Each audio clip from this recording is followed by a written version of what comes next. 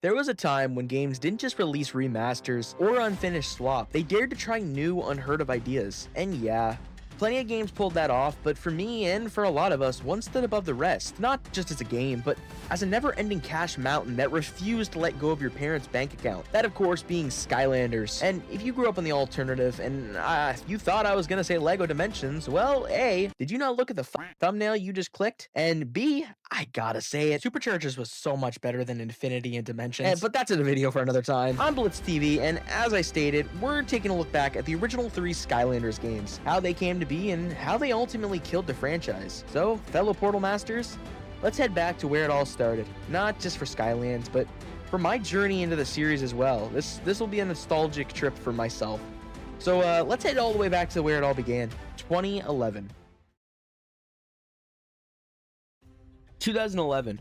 Mr. 305 was at the top of the world, Kanye wasn't cloned yet, Minecraft and Skyrim released, and the greatest movie of all time, The Muppets. Maniacal laugh.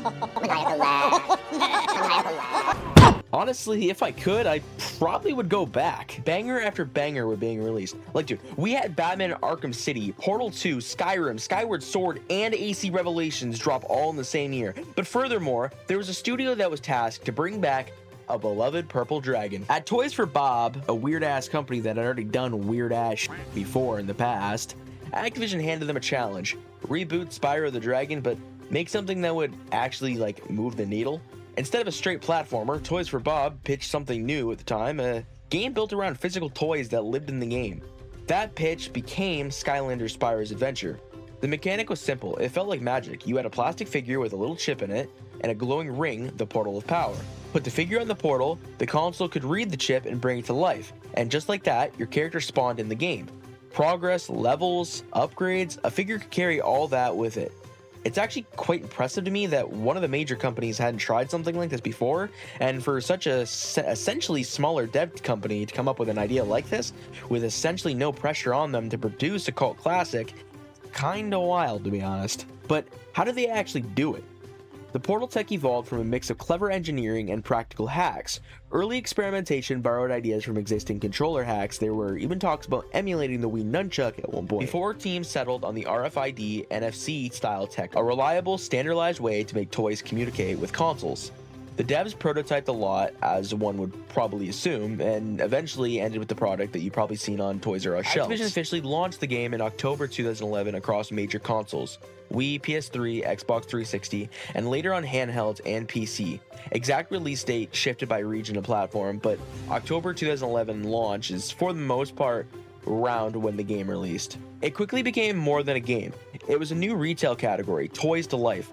The title's rollout was supported by heavy retail demos and Toys R Us marketing pushes that treated the Portal like an attraction, because honestly to kids it genuinely was, and I can vouch for that. So as one would expect, and you're watching this video so it blew up, Activision didn't just get a hit, they discovered a market. By spring 2012, millions of figures had moved off shelves. Activision later reported tens of millions of Skylanders toys sold in the month following launch, and franchise crossed massive retail milestones well within its first year. The demand was so sudden that shortages were common. Retailers struggled to restock because nobody expected the toy side to eclipse the game itself in sales. Those figures and that speed of adoption convinced everyone the industry was headed in a new direction. And as we know, later down the line, companies tried their hand at the concept, but some were borderline successful where the others were just concepts, so obviously there for the sake of money, that they were honestly garbage with no real love put into them. From a gameplay standpoint, Spyro's Adventure was simple but effective. The levels and combat were kid-friendly, the art direction bright and cartoony,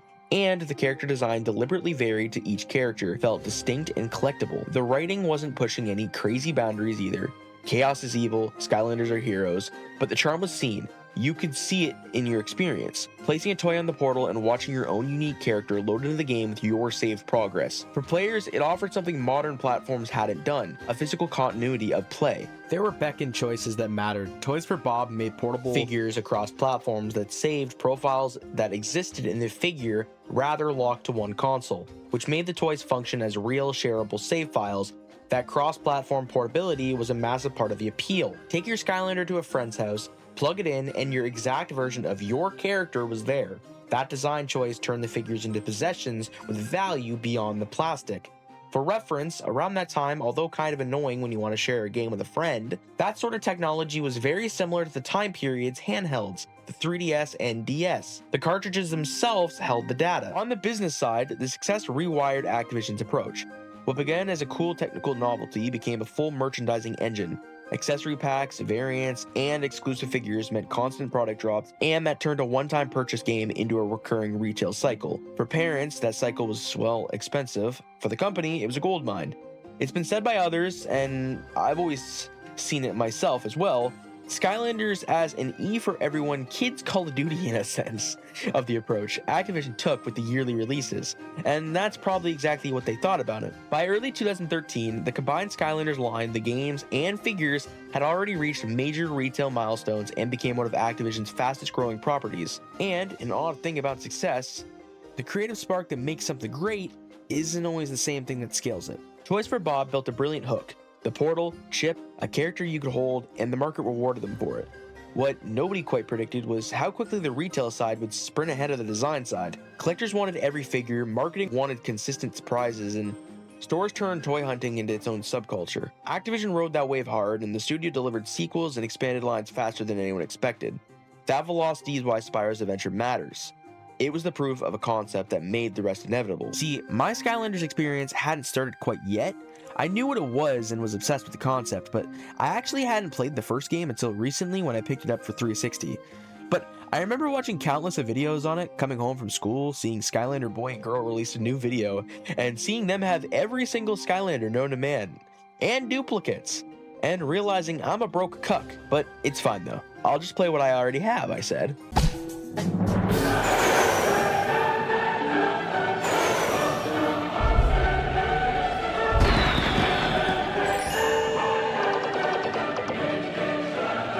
I'm bored.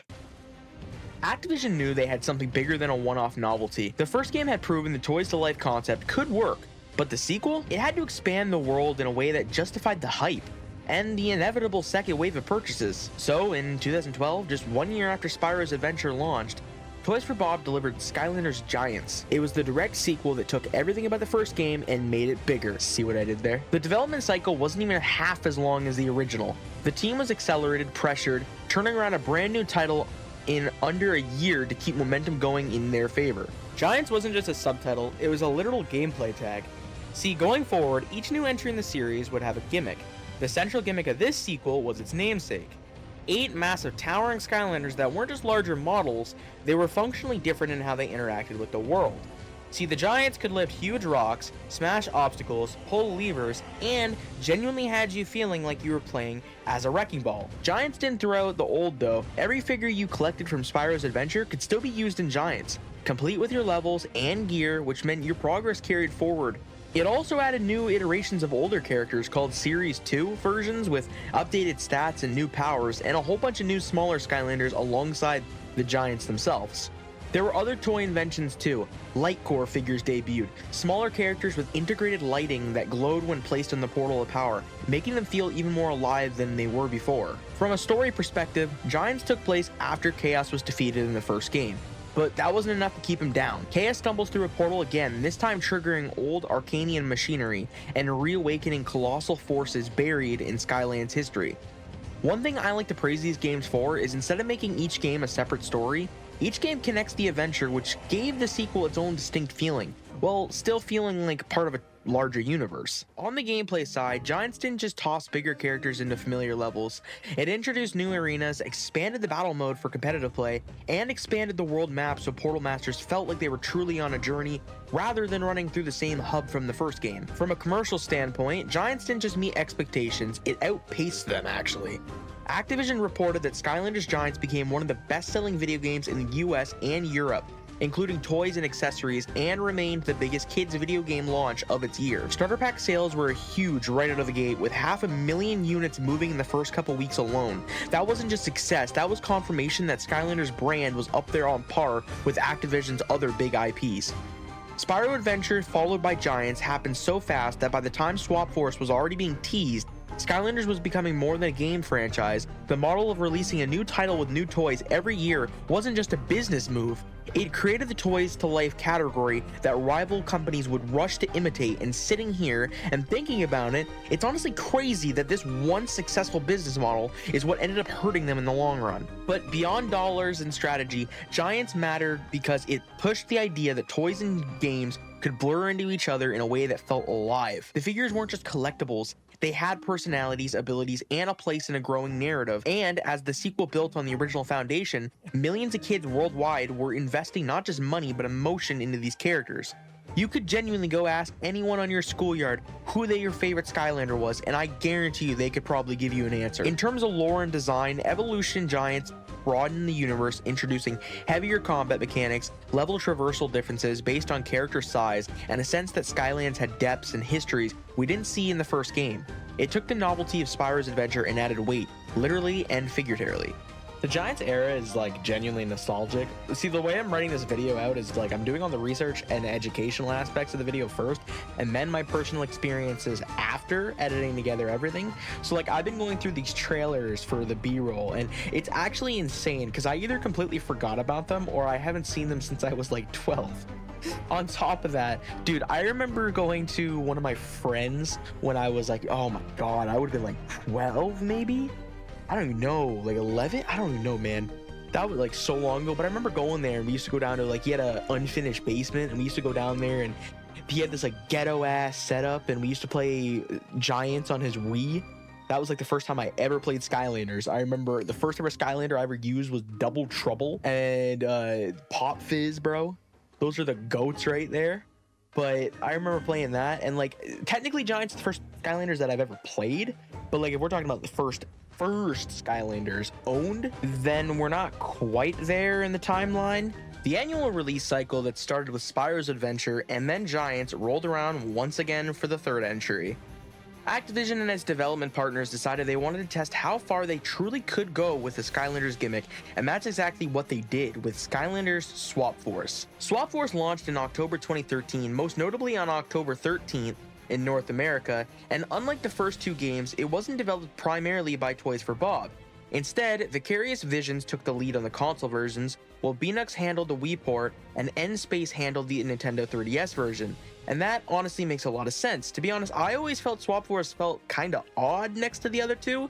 Not in a bad way necessarily, but odd, if that makes sense. I don't know any other way to put it. It didn't feel like the other two. What made Swap Force stand out from its predecessors wasn't just another set of levels or new enemies or bigger Skylanders. It was a completely new way to play with your Skylander figures. The central twist?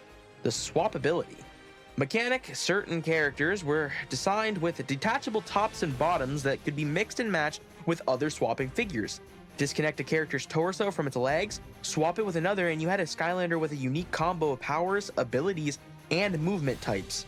There were 16 of these Swap Force figures in the base collection, and because each one's top half could combine with the bottom half, that meant over 250 possible combinations. A huge jump in personalization compared to previous games. Kids could make crazy hybrids like speed-boosted fire mages or a digging tank with jet legs, and the game actually encouraged trying them all out because specific areas and challenges required particular movement abilities like climbing, teleporting, bouncing, or flying, which were tied to the bottom halves. To support all this new interaction, Swap Force also introduced an updated Portal of Power, capable of handling more figures and the new swap mechanics. Over 40 new characters are available for collectors, including the 16 new swappable figures, 16 additional new core Skylanders, and a bunch of returning favorites in updated forms, that being Series 3, plus new light core variants that glowed in dark when placed on the portal. From a gameplay perspective, Swap Force also finally gave Skylanders the long-requested ability to jump without needing bounce pads. See, that might sound like a small thing and stupid, but I just recently played all 3 in a row, and it is actually quite insane the amount of times I went to try to jump in Spyro and Giants and just couldn't. The platform game fans, it was a big deal, and suddenly the games felt more dynamic and less constrained than before. The story of Swap Force tied into the world's lore too. The newest team of elite Skylanders had once guarded the magical volcano on Cloudbreak Islands, the source of Skyland's power, but during a ritual, something went wrong, and they were blasted apart and sent to Earth. The result? They returned with power to swap and recombine things, giving them new abilities and a fresh reason to rejoin the fight against Chaos. Critically and commercially, Swap Force was one of the most successful Skylander entries to date. It scored some of the highest reviews scores in the franchise, with critics praising the fresh swap mechanic and expanded gameplay, and it was marketed as one of the top family-friendly franchises of 2013. But the broader importance of Swap Force goes beyond ratings and sales. It was the game where Toys to Life stopped feeling like a one-trick novelty and started feeling like a toy ecosystem, where players weren't just collecting characters, they were inventing new ones every single time they combined halves. That creative spark is exactly why Swap Force still gets talked about as a high point of the classic Skylanders run, and why it set the stage for everything that came after this game. This was essentially the trial run for the much asked for ability for us fans to make our own Skylander, which would later be implemented in Imaginators, but that's for another video. Although Swap Force was statistically the start of the downfall of Skylanders, I personally think it's the best in the series. The gimmick was the most original, the story was good for a kid's game, I guess, and the lineup was stacked as well. I got this game for Christmas in 2013 for my Xbox 360, and the countless memories I have, and maybe it's because I'm biased, but it's just crazy, dude. I remember every time we would go to Costco, I'd be able to pick out a new Skylander pack, or when the game was no longer the most recent and they started pushing Trap Team, all the Swap Force characters started getting put on sale, and I'm not exactly sure if the guy quite knew what they were exactly, so I'm not gonna lie. I think he just wanted to get rid of them quick. So thank you, random dollar store owner that practically handed me Skylanders for free. Skylanders was just different, man. It wasn't perfect, but it had heart. You could feel the effort, the ideas, something games today just don't have anymore. I mean, how many remasters can we possibly get? It's getting to the point where we're remastering remasters. It's actually insane. Like I said, this video only covers 1 to 3, as those are really the only 3 that I had myself and have the most nostalgia for. So if this video does well, I'll pop out a part 2 where I'm talking about the downfall of the series. But if you made it this far, let me know down below who your favorite Skylander was as a kid.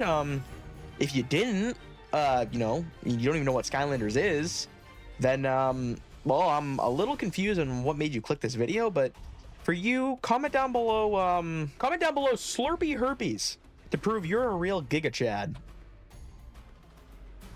Thanks for watching this video. This has been in the works genuinely since like 2021. I found the thumbnail and script in a Google Drive from when I wrote it originally, so I'm glad I finally got this shit out.